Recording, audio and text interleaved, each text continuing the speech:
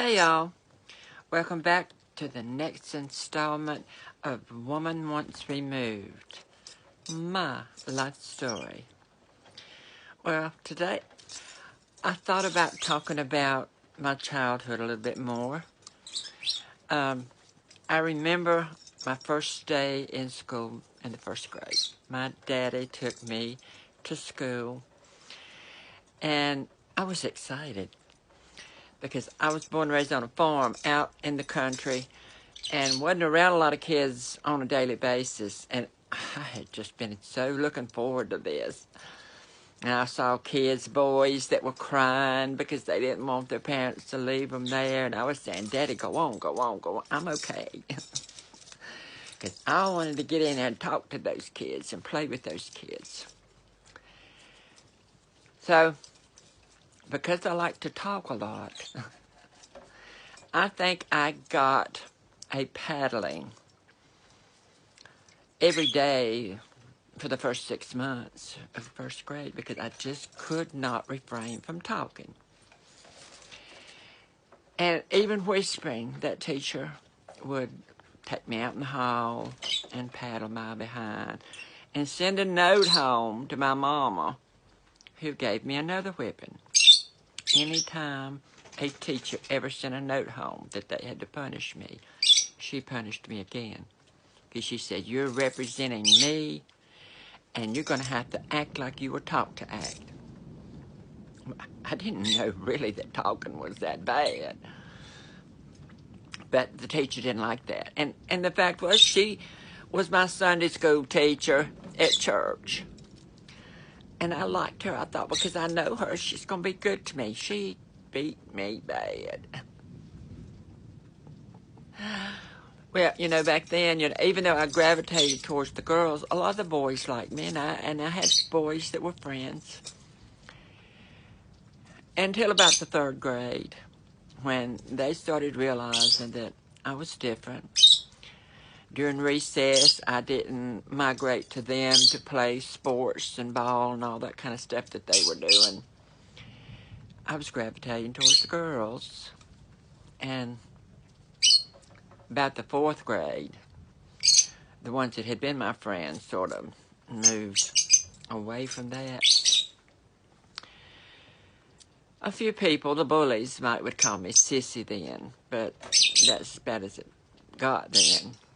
Until, later on, that progressed into faggot, and homo was a big thing they used to call people back then. You're a homo. Just because I was feminine. So, for that reason, I have pride in the human being that I am.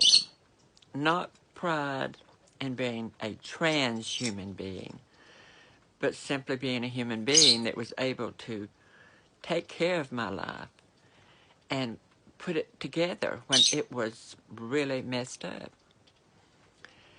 So when people talk about trans pride and trans visibility, no, that's not for me. I'm not ashamed of being trans, but it's not something I'm going to advertise. And even though this is where I graduated from high school, I left here when I was 17 years old when I graduated and moved back to North Carolina where my father's people were. And that's where I lived. And that's where I transitioned and had surgery in Charlotte, North Carolina. But when I came back here, it was 20 years after I'd had surgery.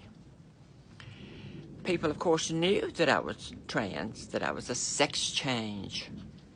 But nobody has ever asked me about it. Nobody has ever questioned me about anything. They maybe have talked among themselves, but not to me. They've always treated me nicely to my face because I was voted into the board of directors of the Chamber of Commerce here. And I was awarded Business Person of the Year in 1994 to someone who was a post-op transsexual. that speaks to me of acceptance in this small Mississippi town. So, I have pride in myself, but I don't have pride in being a trans person. So if you have pride in being trans, that's good. But to me, that means that's all you have. That means you don't have a life beyond being trans. And I think you should focus on that life. Because no matter what kind of support you think you have from other trans people, you really don't. You've only got yourself. And you may have a good support system right now. But like myself, when my parents, my grandparents, and all my aunts and uncles passed away, the biggest part of my support system was gone. I had to realize that I had to like myself. And I do. I really do. So, y'all, get out there and live your lives. And don't focus on being trans. Just be who you think you were supposed to be. And be happy doing it. That's all I got to say today. Love y'all.